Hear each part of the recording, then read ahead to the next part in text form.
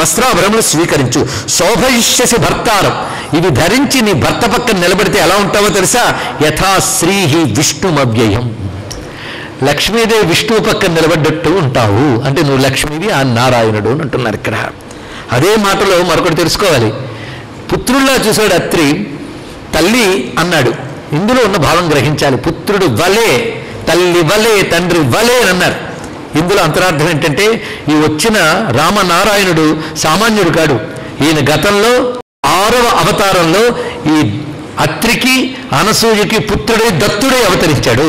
ఆయనే ఇప్పుడు రాముడై వచ్చాడు గనక అది గుర్తు చేస్తూ తండ్రి వంటి, తల్లి వంటి, పుత్రుడు వంటి. ఎందుకంటే ఇప్పుడేమో కౌసల్య దశరథులు తనయుడు కదా, కనుకనే పుత్రుడు అనడానికి లేదు, పుత్రుడు వంటి అన్నారు.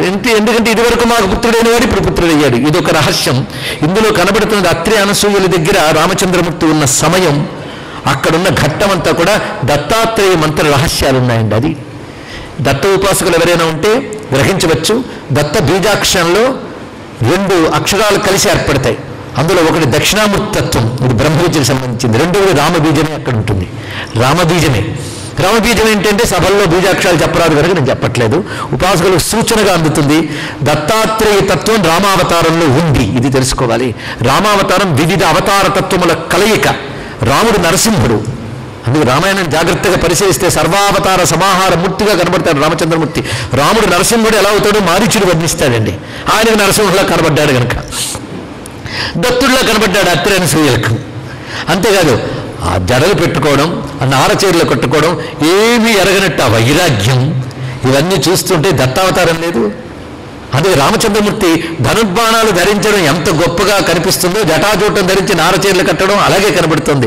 అందుకు ఒకవైపు మౌని, ఒకవైపు రాజు, 2 లక్షణాలు చూపించడంలోనే రామచంద్రమూర్తి కలయికల తత్వం తెలియాలి. దత్తతత్వం ఏదో రామతత్వం అదే, ఇది గ్రహించాలి. అది రామోపాసకులు ఒక విధంగా దత్తాత్రేయుని ఆరాధిస్తున్నారని తెలియాలి. అది రహస్యం. అందుకే అత్రి అనసూయల మాటలు పట్టుకోవలసింది. ఇది అద్భుతమైన విషయం. ఆయన అత్రి అంటే త్రిగుణాలకు అతీతుడు. ఆవిడ అనసూయ అంటే ఇప్పుడు చాలామంది చెప్పుకున్నాం. అసూయ అంటే ఏమిటో మొదటి రోజు చెప్పుకున్నాం. మొదటి రోజు రాలేదండి, మళ్ళీ ఇప్పుడు మొదలెట్టాలా ఏంటి? లేదు, అసూయ మొదలంటే తీసేద్దాం. అనసూయ అనే శక్తి ఉంటే అప్పుడు నువ్వు త్రిగుణాతీత స్థితికి చేరగలవు. అప్పుడు అత్రి అవుతావు. అప్పుడు నువ్వు అత్రి అవ్వగలిగితే భగవత్తత్వం తనంత తాను నీకు దత్తమవుతుంది. ఇది దత్తాత్రేయ తత్వంలో ఆంతర్యం. అత్రికి మాత్రమే భగవంతుడు దత్తమవుతాడు. దత్తం అంటే ఇవ్వబడుట. భగవంతుడు తనని తాను ఇచ్చుకుంటాట. ఎవరికి ఇస్తాడు? ఎవడు త్రిగుణాతీత స్థితికి చేరతాడో వాడికి పరమాత్మ లభిస్తాడు. అది చేరాలంటే అనసూయ అనే శక్తి మనకు ఉండాలి. అది లేనిది జరగదు. ఇది దత్తాత్రేయ తత్వంలో ఒక ఆంతర్యం. 1-2 ఆలోచనాపరులు గ్రహించినా చాలండి. అంతేగాని ఏడాదికోసారి మాత్రమే భగవత్ చింతన, అది ఆ 2 గంటలు చేసి మిగిలిన సమయం అంతా లౌకిక పరుగుల్లో వెళ్లే వాళ్ళకి ఈ లోతులు తెలియవు. కానీ నిరంతర సాధన తరించాలి అనే తపన ఉన్న వాళ్ళకి మాత్రం ఈ మాటలు అమృతప్రాయంగా అనిపిస్తాయని అటువంటి వాళ్ళ కోసం చెప్తున్నాం. అంతేగాని 8 ఏళ్ళ దగ్గర నుంచి ఎప్పుడు పూర్తవుతుందని వాచ్యం చూసుకునే వాళ్ళ కోసం కాదండి. ఇది గ్రహించవలసినది. అలంకృత తావత్వం ప్రత్యక్షం మైథిలి. ఈ వస్త్రాలు ఇవ్వడం కాదుట, సీతమ్మతో మాట అన్నదిట. నువ్వు ఈ వస్త్రాలు కట్టుకుని ఇప్పుడు నాకు కనబడన్నదిటండి. కొందరు ఈ పని చేస్తూ ఉంటారు, చేరిచి ఇప్పుడు కట్టుకురా అమ్మా అని. ఆవిడ కుటీరం లోపలికి వెళ్ళి వస్త్రం కట్టుకొచ్చింది. అది కట్టుకురా, ఎందుకంటే ప్రీతిని జనయమే వత్సే దివ్యాలంకార శోభిత.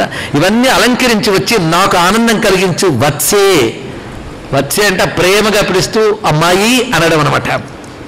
పైగా ఇప్పుడు నేను ఇచ్చినటువంటి అంగరాగములు వస్త్రములు మానుషేషు సుదుర్లభం, మానవ లోకంలో దొరకమన్నా దొరకవు, అలాంటివి ఇచ్చిందండి ఆ తల్లి. అప్పుడు వాటిని స్వీకరించి వచ్చింది. ఎందుకంటే ఆ తల్లి చెప్పింది కదా, రామచంద్రమూర్తి ఆయన నాకు పతి అయ్యాడు. అలాంటి పతి లభించాక నేను సహజంగానే పతివ్రతగా ఉంటున్నాను. ఎందుకంటే రాముడంటే కిం పునర్యో గుణశ్లాఘ్య సానుక్రోశో జితేంద్రియ స్థిరానురాగో ధర్మాత్మ మాతృవత్ పితృవత్ ప్రియ. రాముడి గురించి సీతమ్మ చాలా మాటలు చెప్తుందండి. ఈ మాటలు మాత్రం గుర్తుపెట్టుకోవాలి. ఆయన గుణశ్లాఘ్య, సర్వగుణముల చేత కీర్తింపదగినవాడు. సానుక్రోశ అంటే ఎల్లవేళలా దయ అనే స్వభావం కలవాడు రాముడు. జితేంద్రియ, ఇంద్రియ నిగ్రహం కలిగిన వాడు రామచంద్రమూర్తి. ఈ గుణాలు రాసుకోండి, ఆ వ్యక్తిత్వాన్ని భావించండి. స్థిరానురాగ, ఆయనకొకరి మీద అనురాగం కలిగితే సడలుదుట, స్థిరమైన అనురాగం కలవాడు. మాతృవత్ పితృవత్ ప్రియ, తండ్రి వలె తల్లి వలె ప్రియమైన వాడు. అంటే భర్త ఎటువంటి వాడంటే భార్య యొక్క తల్లి తండ్రిని మరపింపజేయగలిగిన ప్రేమను అందివ్వాలి భార్యకి. ఇది చాలా ప్రధానమైన ఉద్దేశం. అంతేగాని రామాయణంలో విన్నావుగా భార్య చాలా అనుసరించాలట, అందుకు రేపటి నుంచి నన్ను అనుసరించు అని భార్య వీడు చెప్పడం కాదు, ముందు వీడు ఎలా ఉండాలో కూడా అమ్మ చెప్తోంది ఇక్కడ. మాతృవత్ పితృవత్ ప్రియ, ఇది చాలా ప్రధానం. అందుకే సతీధర్మం చెప్తుంటే ఎప్పుడు స్త్రీ ధర్మాలేనండి అని అడగద్దు, పురుషులకు కూడా ధర్మాలు చెప్పారు. వాడు అది పాటిస్తూ వీళ్ళు ఇది పాటిస్తూ ఉంటే అన్ని హాయిగానే ఉంటాయండి. మొత్తానికి ఇక్కడ ఈ విధంగా చెప్పాక అత్రి అనసూయ దీవెనలు పొంది అక్కడి నుంచి బయలుదేరాడు స్వామి.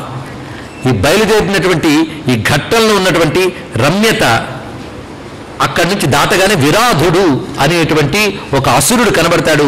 ఈ అసురుడు వీరి మీదకి దాడికి వచ్చినప్పుడు రామలక్ష్మణులు అతన్ని శిక్షిస్తారు. అతడు తుంగురుడు అనే గంధర్వుడు కుబేర శాపానికి గురి అయ్యే అసురుడుగా ఉన్నాడు.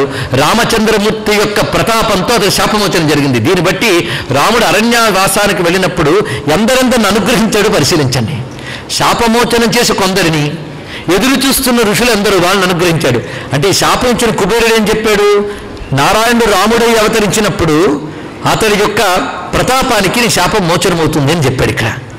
దీన్ని బట్టి మనం తెలుసుకోవాలంటే ఆ శాపం పొందినప్పుడు రాముడు పుట్టలేదు, కుబేరుడు అప్పుడు చెప్పాడు అనమాట.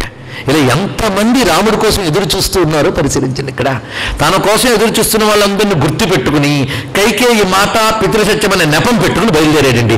భక్త రక్షణ కోసం పితృవాక్యం ఒక నెపం ఆయనకి, మహానుభావుడికి.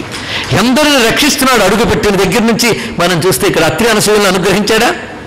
అత్రి అనసూయలు దీవించినట్టు బయటకు కనబడుతుంది, కానీ పరమాత్మగా ఆ ఋషులకి తన దర్శనాన్ని అనుగ్రహించాడు. మరొకసారి దత్తులు వారు ఎదురుగా నిలబడిన అనుభూతి కలిగింది వారికి.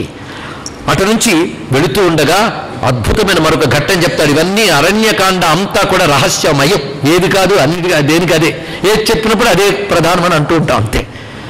రామచంద్రమూర్తి సీతాలక్ష్మణ సైతులు వెళుతూ ఉంటే శరభంగుని ఆశ్రమ ప్రాంతానికి చేరుకున్నారు. ఇక్కడ శరభంగుడు అని పేరు తరచుకుంటేనే ధన్యులమవుతాం. ఈ శరభంగుడు ఆశ్రమ ప్రాంతానికి వెళ్ళేటప్పటికల్లా ఆశ్రమ పరుగు మీద ఆ మహాత్ముడు ధ్యానంలో ఉన్నాడు. ఆయన ఎదురుగా ఒక రథం ఆగుందిట. ఆ రథం ఒక దివ్య రథం. ఆ రథ చక్రాలు కానీ గుర్రాలు కానీ భూమికి తగలడం లేదండి, ఆకాశంలో నిలబడున్నాయి. అంటే అది లౌకికమైన రథం కాదు. శరభంగుడు ఆయన మాట్లాడుతున్నారు. దూరం నుంచి రామచంద్రమూర్తి చూశాడు. చూసి లక్ష్మణునితో సీతమ్మతో అంటున్నాడు, చూశారా ఆ రథం? ఇది సామాన్యమైన రథం కాదు. మనం వేదంలో చదువుకున్నాం కదా, గుర్తుందా? వేదంలో వర్ణించారండి ఆ రథాన్ని. ఇది ఇంద్రుని యొక్క రథము. ఇక్కడ ఇంద్రుని ప్రస్తావన వచ్చింది. ఇంద్రుడు సామాన్యుడు కాడండి. మనకేంటంటే పురాణాలు ఇతిహాసాలు సరిగ్గా అర్థం చేసుకోలేక ఇంద్రాదుల గురించి హేళనగా మాట్లాడతాం. ఉదాహరణకు అహల్య వృత్తాంతంలో కూడా మన ఇంద్రుడు, ఇప్పుడు అహల్య యొక్క గొప్పతనం తెలుసుకున్నాం, కానీ ఇంద్రుడి గురించి ఆయన తప్పు చేశాడా? దానిలో రహస్యం ఉన్నది. ఇంద్రుడు అది అయిన తర్వాత ఒక మాట అంటాట దేవతలతో, గౌతముడి యొక్క తపో తీవ్రత వల్ల ఏదైనా సరే ఎక్కువైన ఒక ప్రమాదం అండి. ఒక పెద్ద చెట్టు, మీరు పవిత్రమైన చెట్టు వేసుకున్నా అది కొమ్మలు పెంచుకుంటూ వెళ్ళిపోతే ఒక్కొక్కసారి కొన్ని కొమ్మలు తీయాల్సి వస్తుంది. అలా గౌతముని యొక్క మహాతీవ్రమైన తపస్సుని కొంత తగ్గించాలంటే శాప రూపంలో తపస్సు ఖర్చు అయ్యేటట్టు చేయడానికి నేను ఈ పని చేశానని చెప్పాడు అక్కడ. అదే రామాయణంలోనే ఉంది.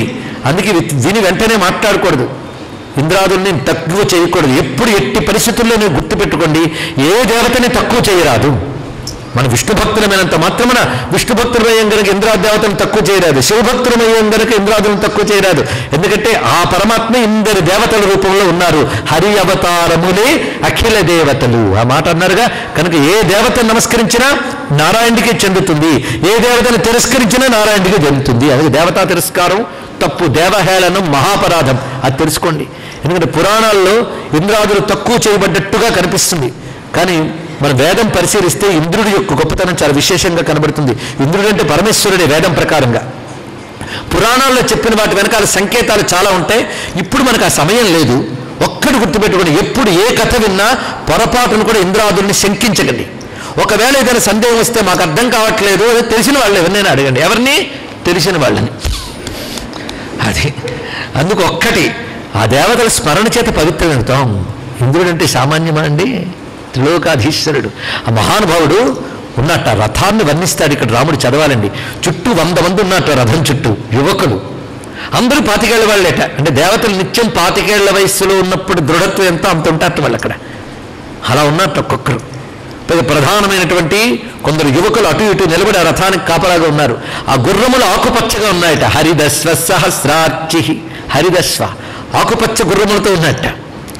ఆ మధ్యలో తేజరిల్లుతూ ఇంద్రుడు, ఆ ఇంద్రుడు మాట్లాడుతున్నట్టు ఇంత శరభంగునితో అది చూశాడు. కనుక అక్కడ ఉన్నదెవరు? ఇంద్రుడు అని రాముడు పోల్చుకున్నాడండి. వేదాది శాస్త్రములు ఆయన మనస్సులో జ్ఞానంగా ఉన్నాయి కనుక వెంటనే పోల్చుకున్నట్ట. పోల్చుకుని నేను త్వరగా వెళ్ళి ఇద్దరు మహాత్ములను ఒక్కసారి కలుస్తాను, అటు ఋషిని అటు ఇంద్ర భగవాన్ని ఇద్దరిని కలుస్తాను అని రాముడు అంటూ అడుగులు ముందుకు వెళ్ళిపోతుంటే ఇంద్రుడు చూశాట. చూసి ఇది రహస్యం అండి రామాయణంలో, ఇది పట్టుకుంటేనే రాముడు నరుడా నారాయణుడు తేలిపోతుంది.